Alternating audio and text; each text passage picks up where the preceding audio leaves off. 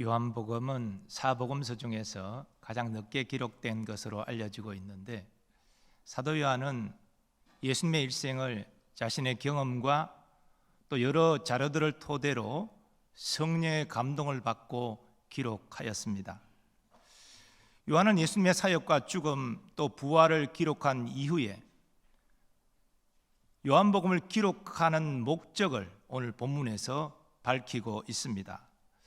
사도 요한이 제안하는 이 목적은 사도 자신의 개인적인 의미의 목적이 아닙니다. 성령께서 요한으로 하여금 요한복음을 기록하게 하신 목적입니다. 오늘 본문은 이렇게 시작합니다. 예수께서 제자들 앞에서 이 책에 기록되지 아니한 다른 표적도 많이 행하셨으나 오직 이것을 기록함은.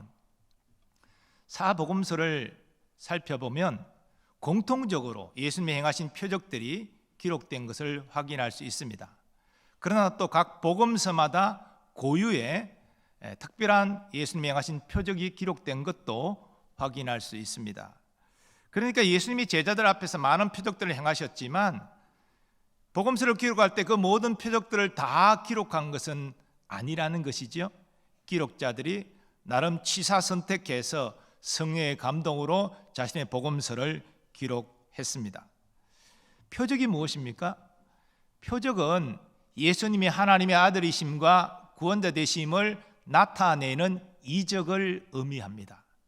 유대인들은 이 표적을 특별히 중시했습니다.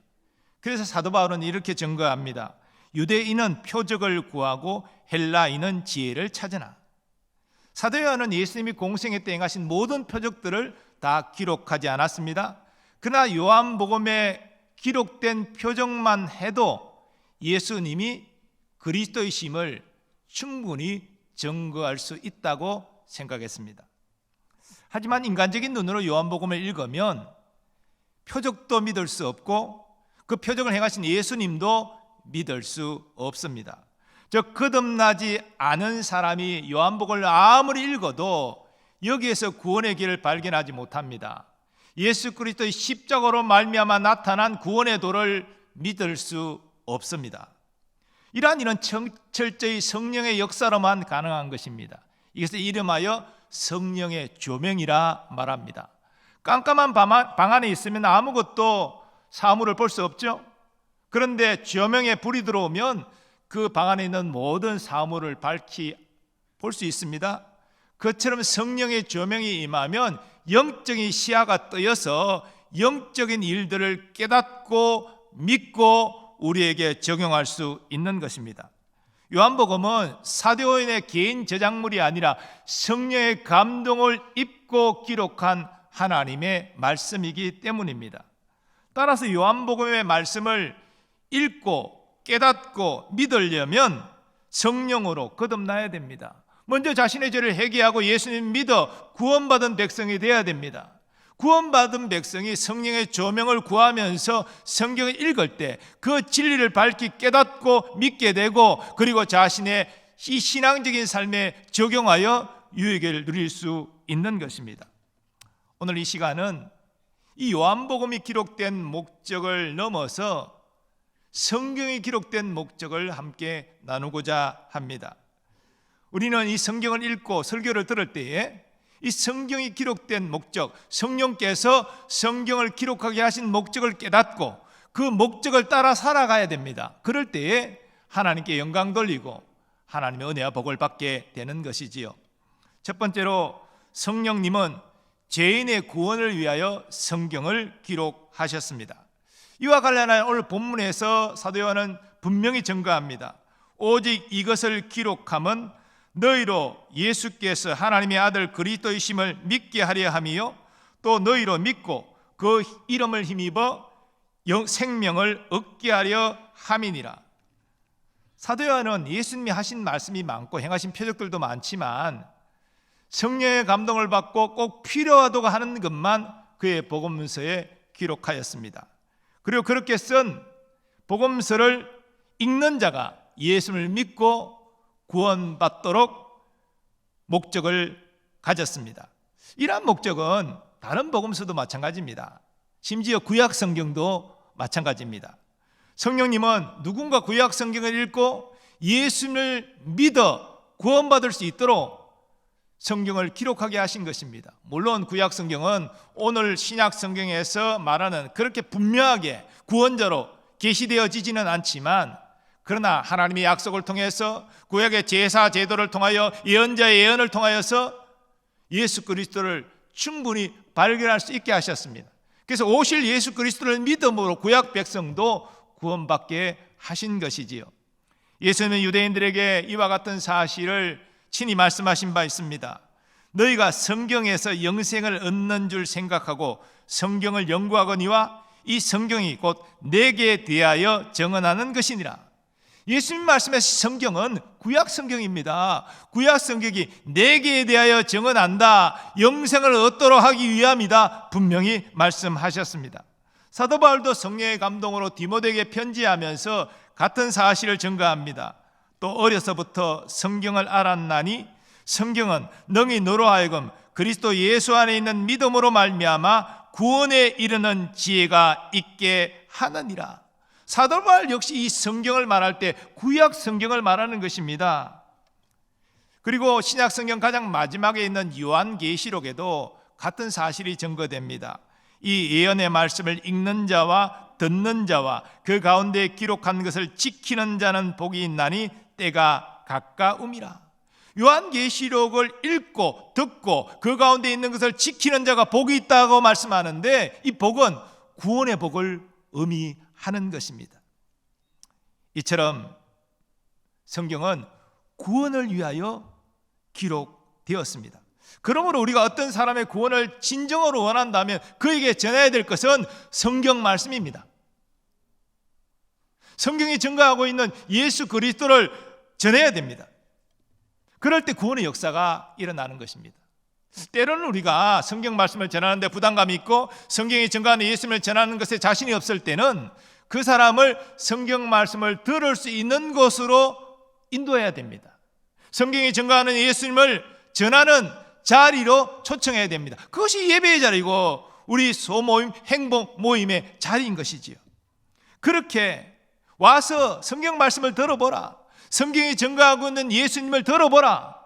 성경을 들을 때, 성경이 증거하는 예수님을 들을 때 구원의 역사가 일어난다는 것입니다. 베드로 사도가 오순절 성령 세례를 받고 성령으로 충만해져서 몰려온 유대인들에게 복음을 전하는데요, 이 복음은 구약 성경이 증거하고 있는 예수님입니다. 자신이 경험한 이 땅에서 사역을 감당하시고 죽으시고 부활하신 예수님을 증거한 것입니다. 그렇게 예수님을 증거하면서 베드로는 회개하고 예수님 믿고 세례를 받으라, 그렇게 권면했습니다. 그때 일어난 일을 사도행전은 이렇게 증거합니다. 그 말을 받은 사람들은 세례를 받음에 이날에 신도의 수가 3,000이나 더하더라.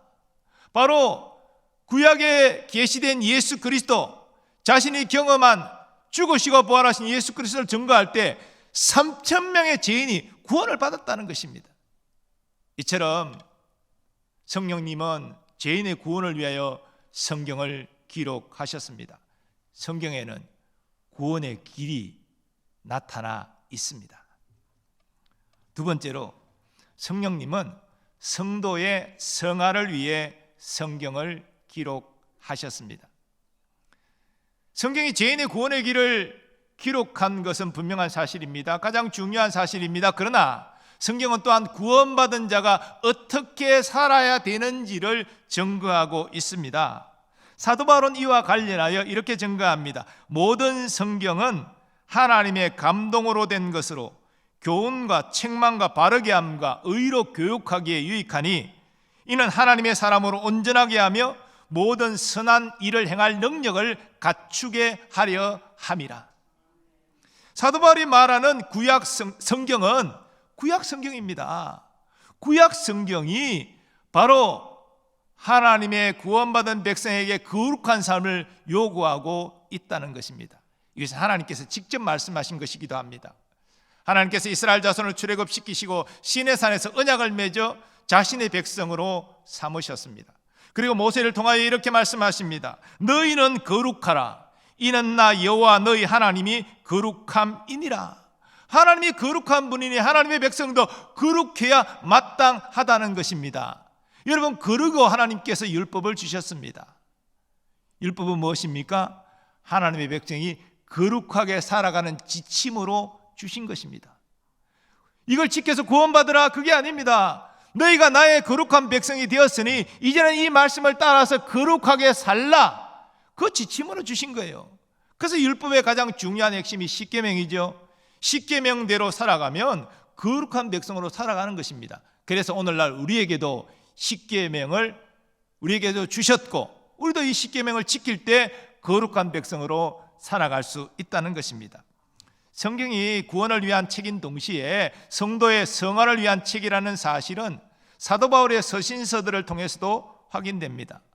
먼저 로마서를 보면요, 로마서의 구조는 그게 1장부터 8장, 9장부터 11장, 12장부터 끝까지 이렇게 되어 있는데, 중간 9장부터 11장까지는 이스라엘 자손에 대한 특별한 이야기를 다루고 있고, 1장부터 8장까지는 구원의 교리를 제시하고 있습니다.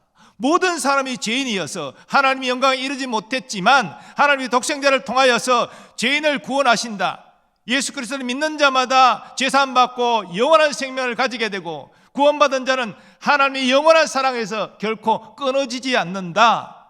이게 요약된 로마서 1장부터 8장까지의 내용입니다. 구원의 교리를 제시하고 있습니다. 그리고 로마서 12장부터는 구원받은 자들이 어떻게 살아가야 되느냐, 거룩하게 살아가야 된다, 이걸 지금 말하고 있습니다. 로마서 12장 1절 이하 말씀입니다. 그러므로 형제들아, 내가 하나님의 모든 자비하심으로 너희를 권하노니 너희 몸을 하나님이 기뻐하시는 거룩한 산 제물로 드리라. 이는 너희가 드릴 영적 예배니라. 너희는 이 세대를 본받지 말고 오직 마음을 새롭게 함으로 변화를 받아 하나님의 선하시고 기뻐하시고 온전하신 뜻이 무엇인지 분별하도록 하라. 여러분, 구원받았다면 세상 사람과 다르게 거룩하게 살아가라, 이렇게 살아가는 것이 거룩하게 살아가는 것이다 라고 지금 말하고 있는 것이죠. 에베소서 구조도 똑같습니다. 1장부터 3장까지는 구원과 교회에 대한 영광스러운 교리를 제시합니다. 그리고 4장부터 6장까지는 구원받은 각 사람이, 구원받은 자가 이룬 교회가 어떻게 거룩하게 행할 수 있느냐, 그걸 지금 교훈하고 있는 것이죠. 똑같은 구조예요. 그러므로 우리는 단순히 성경을 내가 다 읽어봤다, 스스로 만족감을 느끼기 위해서 성경을 읽는 것이 아닙니다. 또 단순히 성경 지식을 더 많이 얻기 위해서, 또 여기에는 인간관계에 처세술이 있다더라, 내가 인간관계 좀 잘하고 싶어서 성경을 좀 읽고 싶다. 여러분, 그것이 우리가 성경을 읽는 근본 목적이 되어서는 안 되는 것이죠. 성경은 구원을 위한 책입니다. 우리가 성경 말씀을 통해서 예수를 믿고 구원받았다면 우리는 우리의 구원을 확신해야 됩니다. 우리의 구원의 종국이 어떤 영광이 기다리고 있는지를 성경을 통해서 알아야 됩니다. 우리의 영혼이 먼저 낙원에 갔다가 예수님 재림하시는 날 몸의 부활을 덧입어서 이 변화된 죄가 사라진 이 땅에서 영원히 왕노릇하며 살게 되는 이 소망을 품는 것이 성경을 읽는 목적이 되어야 됩니다.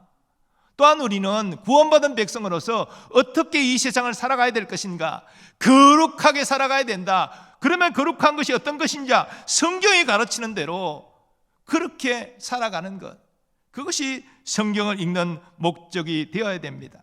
그래서 여러분, 우리가 성경을 많이 읽을수록요 더 겸손해지고 다른 사람을 존중하고 배려하고 선한 일을 할 수 있어야 됩니다. 이것이 성도의 성화입니다. 근데 어떤 사람이 성경을 많이 읽었다고 교만해지고 다른 사람을 쉽게 판단하고 정죄하고 함부로 말하고 이렇게 된다면 성경이 문제가 있는 게 아니라 그 성경을 읽는 그 사람이 문제가 있는 거예요.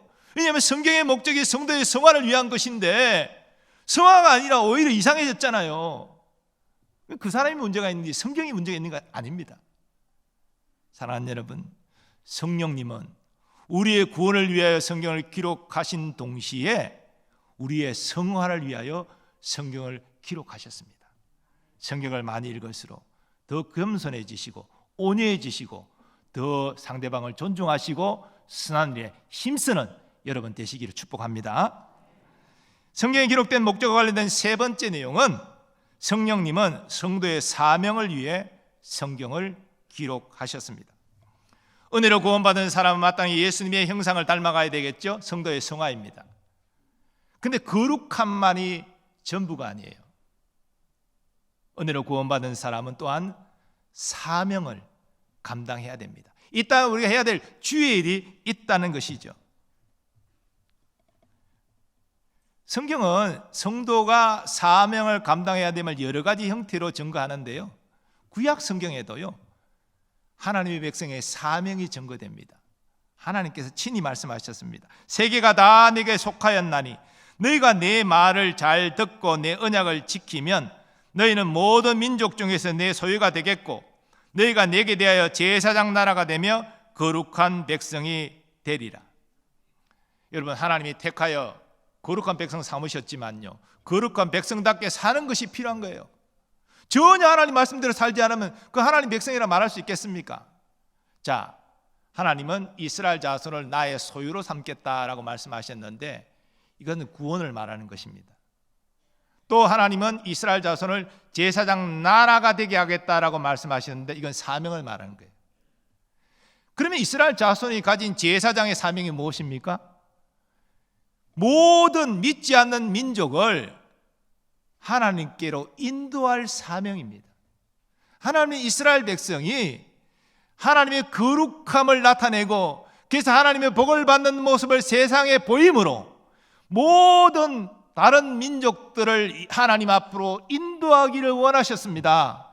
이게 이스라엘 민족의 제사장 사명이에요. 그런데 여러분, 성경을 통해 우리가 확인하는 대로 이스라엘 백성이 하나님의 거룩한 말씀을 따라 살아갔습니까? 순종했습니까? 아니잖아요. 말씀에 순종하지 않고 우상을 섬겼습니다. 하나님이 선자를 보내서 끝없이 경고하시고 회개하도록 돌이키도록 요청하셨지만 잠깐 돌아섰을 뿐 계속 다시 우상을 섬기고 우상의 복을 줄 것처럼 그렇게 살았습니다. 제사장 사명 감당하지 못했습니다. 그 결과 어떻게 됐습니까? 나라는 망하고 뿔뿔이 그 백성 흩어지고 말았습니다. 그런데 하나님께서 하나님의 백성에게 주신 사명은 이스라엘 자손이 실패했다고 해서 끝난 게 아니에요. 신약시대의 새로운 백성에게 주어집니다. 하나님은 예고하신 대로 독생자 예수 그리스도를 이 땅에 보내주셨고 예수 그리스도의 삶과 죽음과 부활을 통하여 새로운 백성을 부르시는데 곧 영적 이스라엘인 그리스도인들입니다. 회개하고 예수 믿는 모든 사람은 영적 이스라엘입니다. 영적 이스라엘은 하나님의 소유인 동시에 하나님이 주신 제사자의 사명을 받았다는 것입니다. 예수님은 자신의 제자들을 영적 이스라엘로 부르시고 그들에게 이렇게 사명을 주셨습니다. 이같이 너희 빛이 사람 앞에 비치게 하여 그들로 너의 착한 행실을 보고 하늘에 계신 너희 아버지께 영광을 돌리게 하라. 믿는 자들이 착한 행실을 통해서 믿지 않는 자들이 하나님께 영광을 돌리게 하라. 사명이었습니다. 그리고 성천하시기 직전에 제자들에게 또 사명을 주셨습니다. 이름하여 지상명령이죠. 너희는 가서 모든 민족을 제자로 삼아 아버지와 아들과 성령의 이름으로 세례를 베풀고 내가 너희에게 분부한 모든 것을 가르쳐 지키게 하라. 사람들에게 예수님을 증거하고 그래서 믿게 된 자들을 예수님을 따르는 제자로 세우는 이 사명, 예수님이 주신 사명입니다. 우리는 또 교회는 이 사명을 감당해야 됩니다. 그럴 때 예수님께서 세상 끝날까지 항상 함께 있으리라 약속하셨습니다. 우리는 예수님의 피로 값주고 사신 하나님의 소유입니다. 구원받았습니다. 교회는 머리 대신 예수님의 몸으로 불리지요. 그러므로 하나님의 소유된 우리는 하나님 말씀에 순종해야 됩니다. 또 교회는 머리 대신 예수님의 말씀에 순복해야 마땅합니다. 성경은 그렇게 하나님의 자녀가 교회가 하나님 말씀에 순종할 때 복을 받는다라고 증거합니다. 그렇다면 우리 각자도 또 교회도 사명을 따라 행해야 됩니다. 사명을 감당해야 됩니다. 우리의 착한 행실을 나타내므로 사람들이 하나님께 영광을 돌리게 하십시오. 우리의 삶에 그리스도의 향기를 나타내는 것이 사명입니다. 그럴 때 사람들이 우리가 믿는 하나님을, 예수님을 칭송한다니까요. 또한 우리는 성경이 증거하고 있는 예수님, 나를 살리신 예수님을 사람들에게 전해야 됩니다. 우리가 다 함께 전도주일에 하는 일이 이 사명을 감당하는 것입니다. 태신자를 품고 기도하고, 그에게 전도 영상을 발송하고, 그에게 좀 더 친밀함을 느끼도록 그들을 가까이 다가가 섬기고, 인간적인 인격적인 관계가 됐을 때 내가 만난 예수님을 전하고, 또 교회 예배 자리로 초청하고, 이 모든 것이 무엇입니까? 사명을 감당하기 위하여 순종하는 것입니다. 하나님을 순종하는 인생과 함께 하세요. 순종하는 교회와 함께 하세요. 교회가 사명을 감당할 때 하나님이 거기에 은혜를 주시고 복을 주시는 것입니다. 그런데 점점 한국교회는 사명을 감당하는 교회에서 제도교회로 점점 변질하고 있습니다. 현상에 안주하면서 현상 유지를 하는 교회로 추락하고 있습니다. 회복해야 됩니다. 초대 예루살렘 교회는 사명을 감당하는 교회였어요. 우리 인생도 교회도 사명을 감당할 때 거기에 하나님의 복이 임하고 하나님의 영광이 임하게 되는 줄 믿습니다. 성령님은 성도의 사명을 위하여 성경을 기록하셨습니다. 예루살렘 교회 성도들은 처음 교회가 시작되었기 때문에 여러 미약함이 있었습니다. 하지만 예루살렘 교회 성도들은 성경이 기록된 목적을 따라 행하려고 몸부림쳤습니다. 당시 저들에게는 구약 성경만 있었지 우리와 같이 신약 성경을 가지지 못한 상태였습니다. 그래서 사도들이 직접 예수님의 가르침을 성도들에게 전했죠. 그리고 그 가르침을 받은 성도들은 그 말씀에 순종했습니다. 그래서 거룩함이 나타났고 또 사명을 감당하는 모습이 나타났습니다. 그 모습을 사도행전에 이렇게 증거합니다. 그들이 사도의 가르침을 받아 서로 교제하고 떡을 떼며 오로지 기도하기를 힘쓰니라. 사람마다 두려워하는데 사도들로 말미암아 기사와 표적이 많이 나타나니 믿는 사람이 다 함께 있어 모든 물건을 서로 통용하고 또 재산과 소유를 팔아 각 사람의 필요를 따라 나눠주며 날마다 마음을 같이하여 성전에 모이기를 힘쓰고 집에서 떡을 떼며 기쁨과 순전한 마음으로 음식을 먹고 하나님을 찬미하며 또 온 백성에게 칭송을 받으니 주께서 구원받는 사람을 날마다 더하게 하시니라. 아멘. 저는 말씀을 준비하면서 이 예루살렘 교회의 영광이 왜 오늘날 한국 교회에 나타나지 않는가? 정확하게 말하면 나타나는 교회가 왜 이렇게 적은가? 그것은 성도들이 교회가 성경이 기록된 목적대로 행하지 않기 때문입니다. 성경이 기록된 목적대로 구원을 확신하고 구원의 완성의 영광을 사모하는 믿음이 약해졌기 때문입니다. 우리의 삶의 거룩함을 제대로 나타나지 못하기 때문입니다. 세상 사람들과 비슷하게 살아가기 때문입니다. 그리고 사명이 부담스럽다고 고개를 들리고 불순종하기 때문입니다. 우리 모두 교회의 부흥을 다 원할 것입니다. 우리가 성령 충만하고 주님의 은혜와 복을 받는 삶을 살기를 원할 것입니다. 다른 길이 있습니까? 성경 말씀대로 순종하는 것 외에는, 성경에 기록된 목적을 따라 사는 길 외에는 그 뜻을 이룰 수 없는 것입니다. 교회는 건물이나 조직이 아니라 믿는 자들이 교회입니다. 그래서 교회가 순종한다는 것은 교회를 구성하는 성도들이 순종하는 것을 의미합니다. 안타깝게도 하나님이 교회에 복을 주실 때 모든 성도들이 똑같이 복을 받는 건 아니에요. 어떤 사람은 복을 받지만 어떤 사람은 복을 받지 못합니다. 왜 그럴까요? 그것은 하나님이 이스라엘 민족을 자기 백성으로 택하셨지만 그 민족을 구성하는 모든 구성원들이 다 구원받지 못한 것과 같은 이치입니다. 한 민족을 하나님 택하셨다고 그 민족을 구성하는 모든 사람을 자동적으로 구원하시는 것 아닙니다. 하나님을 믿는 자만, 하나님 말씀에 순종하는 자만, 믿는 것이 먼저죠. 믿기 때문에 하나님 말씀을 따라 살아가는 자만 구원하시는 거예요. 마찬가지입니다. 우리가 다 예수 그리스도를 구주로 믿는다 할지라도 복은 예배, 교회 구성원이라고 자동적으로 받는 것 아니에요. 가정에 부모님이 잘 믿어도 혈통으로 복을 받는 거 아니에요.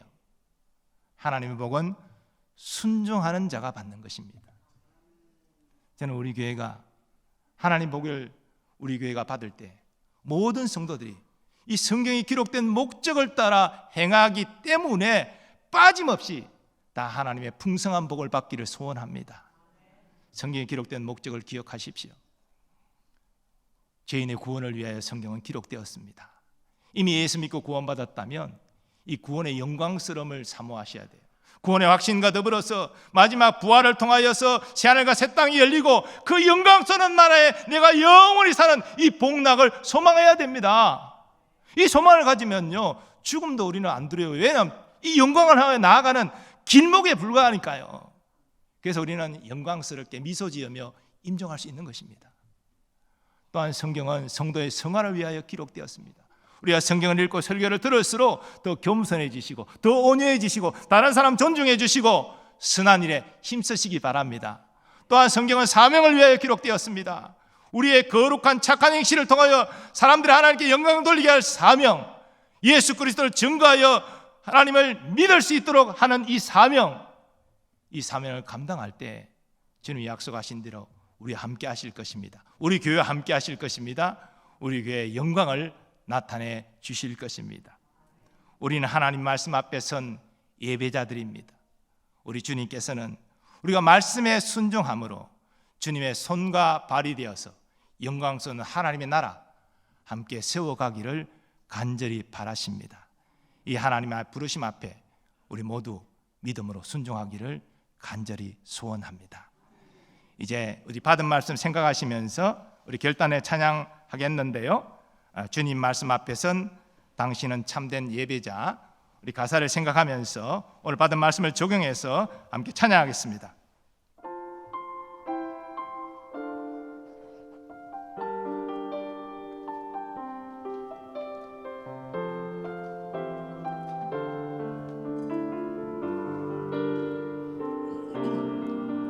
주의 말씀 앞에 선 주의 말씀 앞에 선 당신은 참된 예배자 그토록 찾으시던 하나님의 기쁨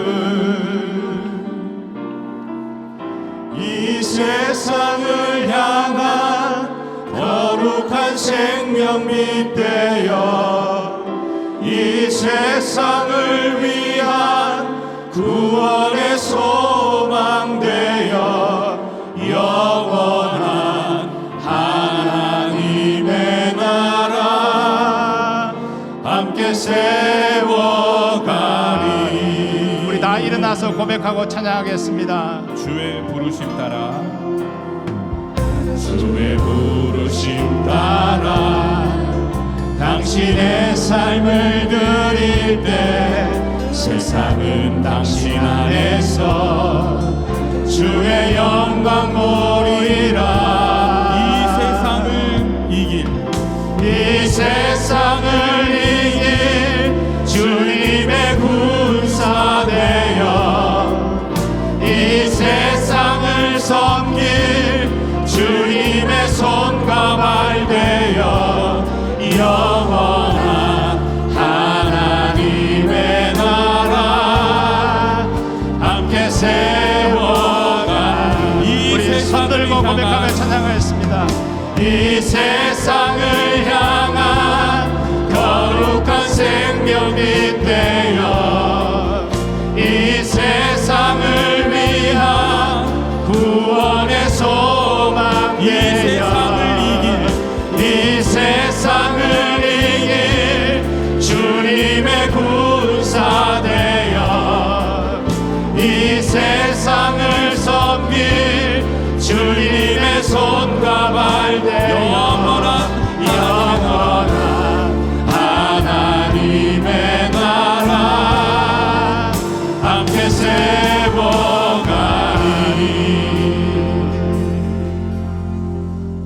우리 이 시간 받은 말씀 의지하여 함께 기도하기를 원합니다. 하나님, 우리가 성경을 읽을 때 하나님의 성경을 기록하신 목적을 바로 깨닫고 그 목적대로 살아가기를 원합니다. 구원을 확신하게 하시고 그 영광스러운 구원의 소망을 붙잡고 살게 하여 주옵소서. 또 이 세상에서 거룩한 자녀로 살게 하여 주시고 주께서 우리에게 주신 사명을 감당하는 자로 살게 하여 주셔서 우리 교회도 하나님의 영광이 임하고 우리도 하나님과 동행하는 복을 누리게 해달라고 주여 한번 외치고 합심하여 기도하겠습니다. 주여,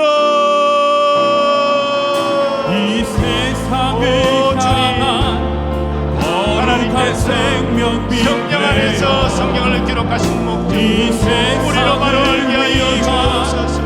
주인의 본을 위하여 성경을 기록하셨으며 하나님이 성경을 읽을 때마다 우리의 본을 분명히 깨달아 확신하게 하여 주옵시고 그 영광스러운 구원의 소망을 굳게 붙잡고 나가게 하여 주옵소서. 아버지 성경을 읽을 때 거룩한 성도의 길을 걸어갈 수 있도록 우리를 인도하신 하나님의 뜻을 발견하게 하여 주옵시고 성경을 읽을수록 겸손케 하시며 여롭게 하시고 그 다른 사람을 존중하고 배려하게 하시고 그 선안에 힘쓸 수 있는 우리가 되게 하여 주옵소서. 또한 성경을 읽을 때 우리에게 주신 사명을 발견하고 그 사명을 기쁨으로 감당하고 우리의 착한 행실을 통하여서 하나님의 영광과 우리를 일어나게 하시고 성령이 정하고 네가 만든 예수님을 증거하고 구원의 역사가 일어나게 하여 주옵소서. 이를 통해 나의 삶과 함께 하시는 주님을 누리게 하여 주옵시고 우리 교회도 주님의 임재가 주님의 영광이 경험되어지게 하여 주옵소서. 아버지 사명을 붙드는 인생, 사명을 붙드는 교회가 되게 하여 주옵소서. 거룩하신 하나님, 다시 한번 성령께서 성경을 기록하신 목적을 붙잡습니다. 말씀을 읽고 설교를 들을 때에 우리에게 주신 이 놀라운 구원을 확신하게 하시고 우리에게 약속되어 있는 이 구원의 영광을 믿음으로 바라보고 나아가게 하여 주옵소서. 또한 성경에 기록된 목적대로 거룩한 자녀로 살기를 원합니다. 더욱 겸손케 하시고 온유케 하시며 다른 사람을 존중하게 하시며 선한 일에 힘쓸 수 있게 하여 주옵소서. 또한 사명을 감당하는 자가 되기를 원합니다. 은혜로 구원받은 자가 이 은혜의 구원을 증거함으로 살게 하여 주옵소서. 영혼을 구원하고 살리는 일에 하나님의 도구로 쓰임받는 우리와 우리 교회가 되게 하여 주옵소서. 사명을 붙들고 나가는 인생은 하나님이 함께 하십니다. 사명을 감당하는 교회는 주의 은혜와 능력이 임합니다. 오 주여, 우리 교회가 사명을 감당하는 교회가 되게 하시고 우리가 사명자 되게 하여 주옵소서. 하나님, 이 시간 믿음으로 선포합니다. 우리 가정에 우리를 고통스럽고 얽매이게 하는 모든 문제들 예수 이름으로 떠나가게 하여 주옵소서. 참 평안을 누리게 하여 주옵소서. 특별히 간과없는 것은 우리의 자녀들 의의 길로 진리에게 인도하여 주셔서 하나님 앞에 쓰임받는 복된 인생이 되게 하여 주옵소서. 특별히 간과없는 것은 먼 나라 유학 중인 우리의 자녀를 지켜보아 주시고 그 학업을 잘 감당함으로 미래 주님의 손에 쓰임받는 귀한 인생으로 준비되게 하여 주옵소서. 국방의 의무를 다하는 우리의 자녀들 건강하게 가정으로 돌아갈 수 있게 하여 주옵시고 또 선교사님들 그 가족들 지켜보아 주시고 하나님 함께하여 주셔서 복음의 능력을 나타내게 하여 주옵소서. 오늘도 주의 몸된 교회를 섬기는 모든 일꾼들을 기억하시고 은혜와 복을 풍성히 내려 주옵시고 우리나라 우리 민족 여호와를 경외하는 나라와 민족 되게 하여 주옵시고 지금 산적한 국가적인 문제, 민족의 평화, 복음, 통일 주님 간섭하시고 이루어 주셔서 하나님 앞에 감사와 영광을 돌리게 하여 주옵소서. 이제는 우리 주 예수 그리스도의 은혜와 하나님 아버지의 무한하신 사랑하심과 성령님의 역사하심과 교통하심이 성령께서 성경을 기록하신 목적을 바로 깨닫고 그 목적 따라 행함으로 하나님이 함께 하시는 복된 인생, 영광스러운 교회 되기를 소원하는 모든 주의 백성들의 삶의 범사 위에 이제로부터 영원까지 함께 하시기를 축원하옵나이다. 아멘.